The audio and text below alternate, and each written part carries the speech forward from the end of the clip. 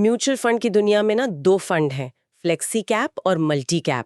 नाम इतने मिलते जुलते हैं कि अक्सर लोग कंफ्यूज हो जाते हैं। बिल्कुल। लेकिन आज हम ये समझेंगे कि ये सिर्फ दो अलग फंड्स नहीं हैं, बल्कि ये निवेश करने की दो बिल्कुल अलग फिलॉसफी हैं।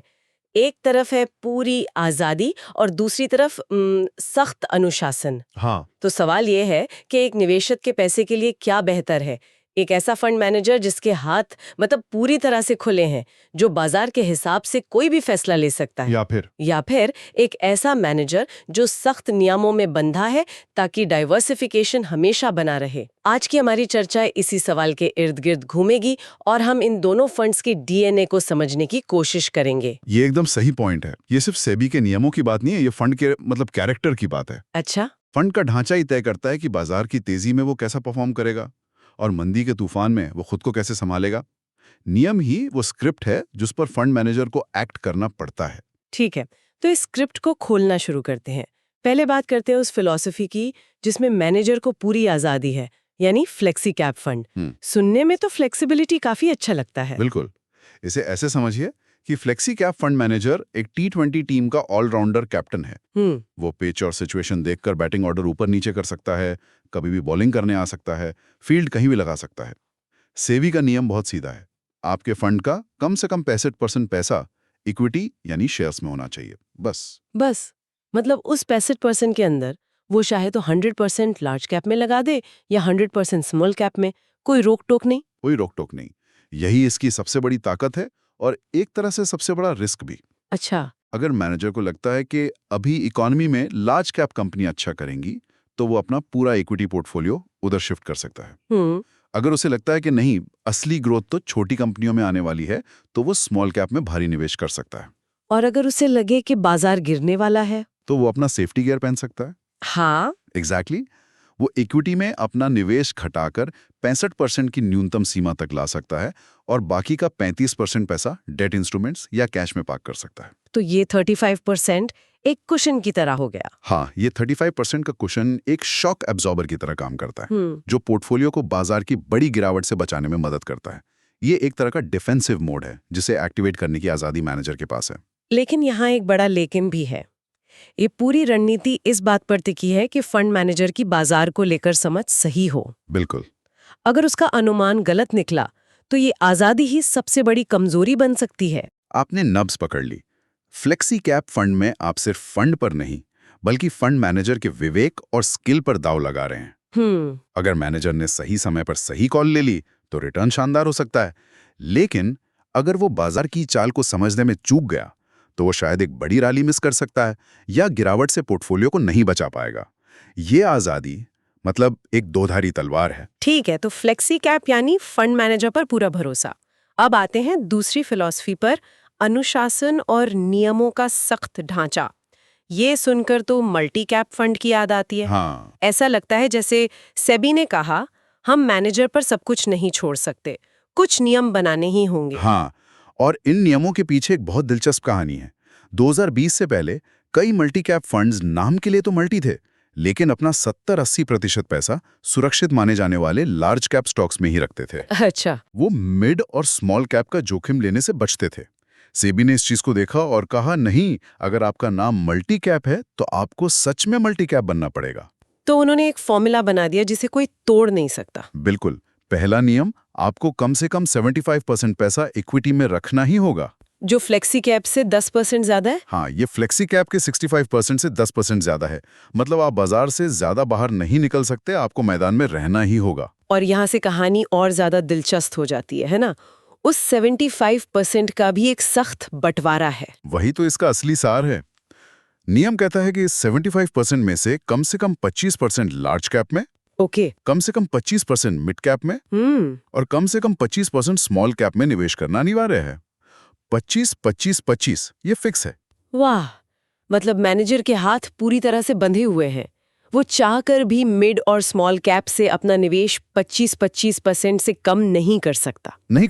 तो हर हाल में फंड का 50% हिस्सा तो ज्यादा जोखिम वाले मिड और स्मॉल कैप में रहेगा ही रहेगा।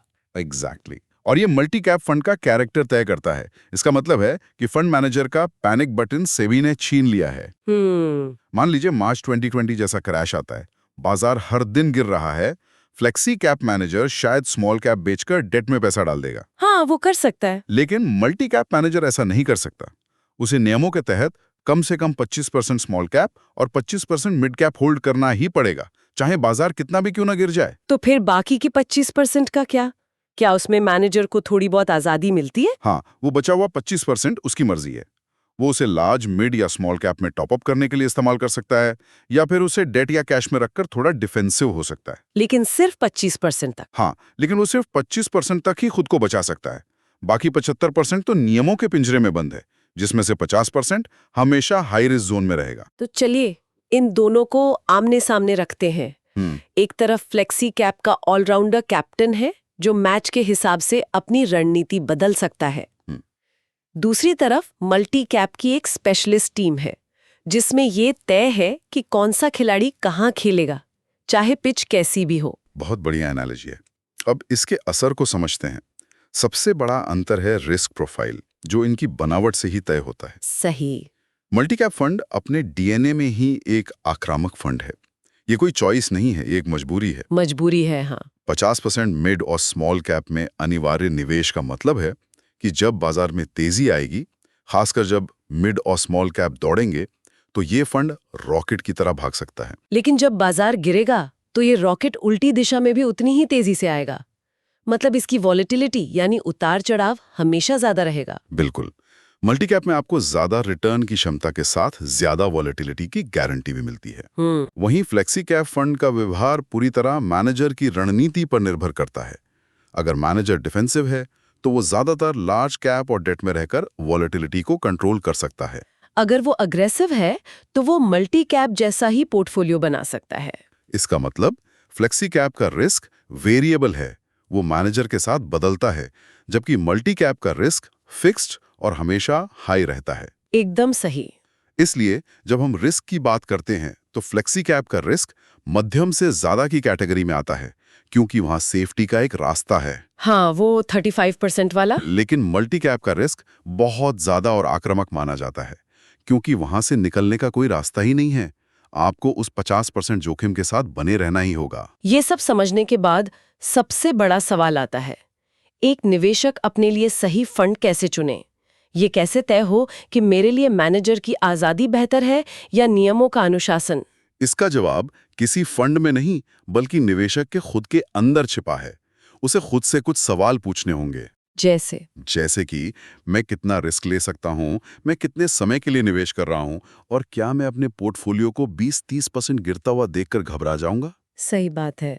तो चलिए एक प्रोफाइल बनाते हैं। फ्लेक्सी कैप फंड किस तरह के निवेशक के लिए सही रहेगा? फ्लेक्सी कैप उन निवेशकों के लिए एक बेहतरीन विकल्प है जो इक्विटी मार्केट में निवेश तो करना चाहते हैं, लेकिन बहुत ज्यादा उतार चढ़ाव नहीं झेलना चाहते। अच्छा। पहला, जो पहली बार इक्विटी में आ रहे हैं, उनके लिए एक अच्छा स्टार्टिंग पॉइंट हो सकता है। ठीक है। दूसरा, जिनका लक्ष्य 5 से 7 साल का है और वो एक स्टेबल ग्रोथ चाहते हैं। और तीसरा, सबसे जरूरी, जो ये चाहते हैं कि जब बाजार में बड़ी गिरावट आए तो फंड मैनेजर के पास पोर्टफोलियो को बचाने के लिए कुछ हथियार हों। वो मैनेजर की एक्सपर्टाइज पर भरोसा करने को तैयार हैं। मतलब ये उन लोगों के लिए है जो कहते हैं आप एक्सपर्ट है, आप संभालिए। हाँ, बिल्कुल। अब बात करते हैं मल्टी कैप की। जाहिर है ये हर किसी के लिए नहीं है। बिल्कुल नहीं। मल्टी कैप फंड एक स्पेशलिस्ट टूल है और ये सिर्फ एक खास तरह के निवेशक के लिए है। कौन है वो लोग? पहला, ये उन आक्रामक निवेशकों के लिए है जिनका रिस्क एपेटाइट बहुत ज्यादा है।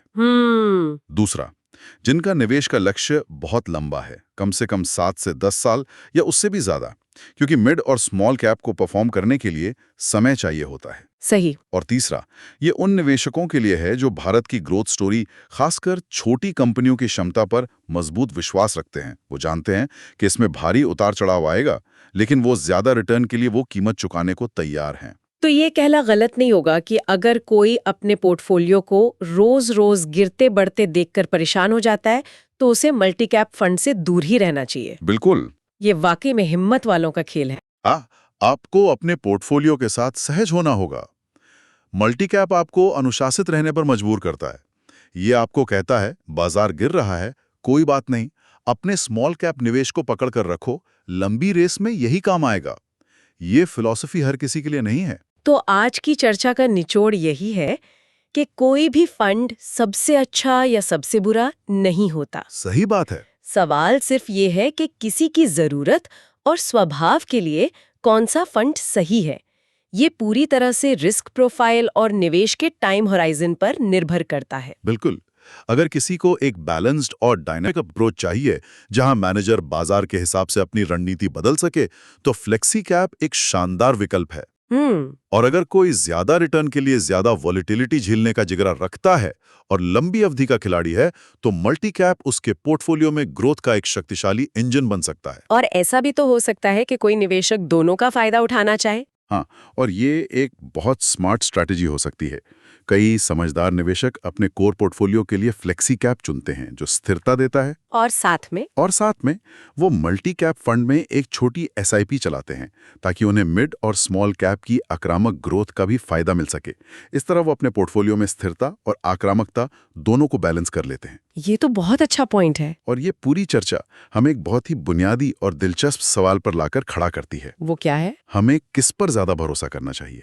एक फंड मैनेजर की व्यक्तिगत प्रतिभा और आजादी पर, जैसा कि फ्लेक्सी कैप में होता है, या फिर नियमों के एक सख्त सिस्टम पर, जो हमें उसी मैनेजर की मानवीय गलतियों और भावनाओं में बहकर लिए गए फैसलों से बचाता है, जैसा मल्टी कैप में होता है?